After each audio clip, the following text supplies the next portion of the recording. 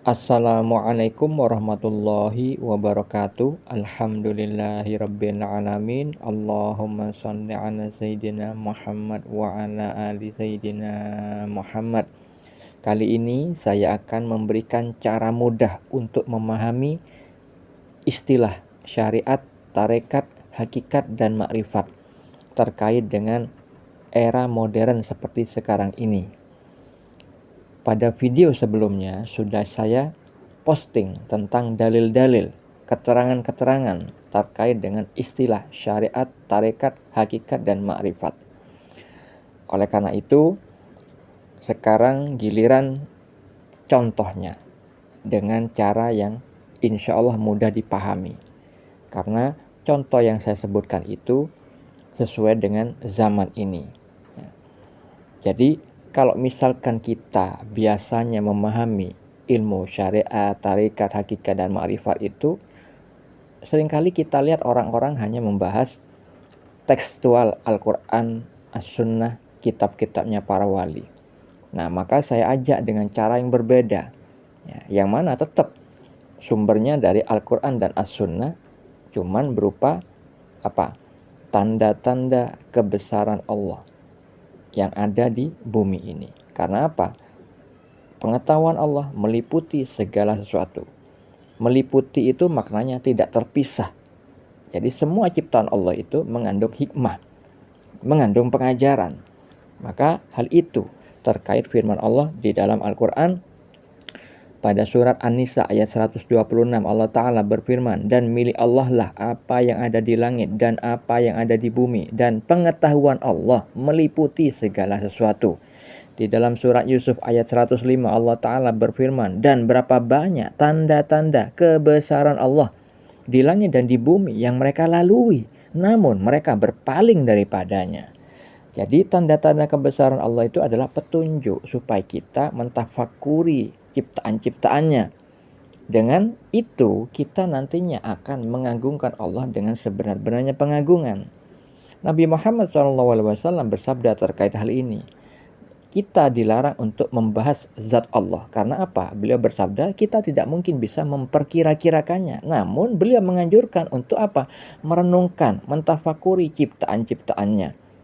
Nah, pada ayat yang tadi, surat Yusuf, ayat 105, Allah Ta'ala berfirman bahwa kita ini sudah banyak melalui tanda-tanda kebesaran Allah itu di bumi. Kita sudah melihatnya dengan mata lahiriah kita. Namun, mereka berpaling daripadanya. Kita kebanyakan berpaling. Maksudnya tidak bisa mengambil hikmahnya dari apa yang sudah kita lewati, yang sudah kita lalui, yang sudah kita lihat dengan pandangan mata lahir. Makanya hal ini, tanda-tanda kebesaran Allah itu hanya bisa didapati hikmahnya dengan musyahadah, yaitu penyaksian, samudera penyaksian mata hati oleh orang yang tidak buta mata hatinya.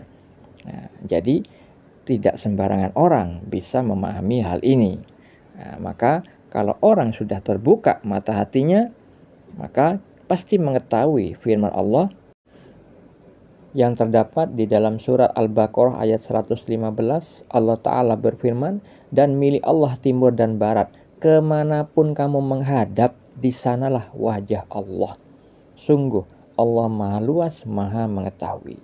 Jadi wajah Allah itu bukan berarti fisiknya, wujudnya Allah yang nampak. Tidak. Karena apa? Allah berfirman bahwa Dia tidak dapat dicapai oleh penglihatan mata, sedang Dia dapat melihat segala yang kelihatan. Dan Dialah yang maha halus lagi maha mengetahui. Surat Al-An'am ayat 103. Jadi untuk melihat Allah itu tidak bisa dengan mata lahiriah. Karena Allah maha gaib, maka penglihatannya juga harus menggunakan sarana yang gaib. Apa itu? Pandangan dengan mata hati. Jadi makrifat itu adalah letaknya di ruh. Ruh itu kan gaib, tidak sama dengan jasad kita. Maka kalau misalkan mata hati sudah kebuka, sudah otomatis ruhnya nanti bisa memandang, yang nantinya akan mengetahui makna di balik firman Allah dalam surat An-Najm ayat 17. Allah Ta'ala berfirman, penglihatannya Muhammad tidak menyimpang dari yang dilihatnya itu dan tidak pula melampauinya. Jadi ciri khas ya, yang sudah mutlak didapati kepada orang yang sudah ma'rifatullah, ruhnya sudah bisa memandang karena hawa nafsunya sudah bisa dikuasainya. Akhirnya dia memandang dengan kegoiban. Apa yang dilihatnya itu tidak menyimpang. Artinya apa yang diberikan petunjuk oleh Allah itu tidak dilebih-lebihkan dan juga tidak mengurangi. Artinya tepat. Nah, jadi kalau para nabi itu, para rasul mendapat wahyu. Nah, wahyunya itu disampaikan sebagaimana Allah menyampaikan petunjuk tersebut. Tidak dilebihkan, tidak dikurangi. Nah, berbeda dengan orang yang persangkaan belaka, dugaan belaka. Yang mana hal itu adalah sifat kebanyakan orang yang Allah firmankan di dalam surat Al-An'am ayat 116. Allah Ta'ala berfirman, dan jika kamu mengikuti kebanyakan orang di bumi ini, niscaya mereka akan menyesatkanmu dari jalan Allah. Yang mereka ikuti hanya persangkaan belaka, dan mereka hanyalah membuat kebohongan. Itulah kebanyakan orang, yaitu orang yang buta mata hati. Jadi bisanya hanya menyangka-menyangka, menduga-menduga. Nah, sekarang giliran saya memberikan contoh. Nah, salah satu aktivitas di restoran. Istilah syariat, tarekat, hakikat, ma'rifat. Syariat itu adalah peraturan. Sedangkan di restoran itu ada aturannya, pasti. Nah, beberapa di antaranya misalkan nggak boleh bawa makanan dan minuman dari luar. Harus membawa uang tunai misalkan. Yang ketiga, harus sopan. Nah, tidak boleh berisik misalkan. Terus yang keempat, kita harus mengetahui restoran itu jual halal atau haram makanan dan minumannya.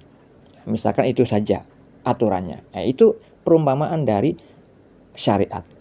Ya, karena syariat itu adalah peraturan. Bisa dibaca di dalam Al-Quran surat Al-Jasiyah ayat 18. Lalu tarekatnya, ketika kita mengetahui peraturan di restoran itu, kita praktekkan. Jadi tarekat itu adalah tata cara pelaksanaan ilmu syariat yang sudah kita pahami. Tata cara ya, praktek mengamalkan ilmu tentang peraturan di restoran itu. Caranya gimana? Lalu kita harus bayar ke kasir. Tempat kasirnya kita tidak tahu, minta tolong dipandu oleh office boy di tempat itu. Misalkan ada pramusaji kah? Office girl kah? Nah, sedangkan di dalam ilmu spiritual, untuk bertarekat kita ngikuti Nabi Muhammad SAW, as-sunnah. Jadi selain Al-Quran panduannya kita memakai as-sunnah panduannya. Kalau Nabi sudah wafat maka kita sekarang dari ustadz-ustadz, kiai-kiai. Nah itu tarekatnya, tata cara pengamalannya. Di restoran kita ngikuti panduan siapa yang ngerti tempat kasirnya. Kita mau bayar. Nah setelah bayar kita dapat struk pembelian. Setelah kita dapat struk pembelian timbullah rasa tentram. Setelah mengetahui peraturan restoran, kita bertarekat, kita amalkan menuju kepada kasir, kita bayar, lalu kita dapat struk, itu bukti bahwa kita sebagai pembeli yang sah. Nah, kita tenang akhirnya, bukan sebagai pencuri.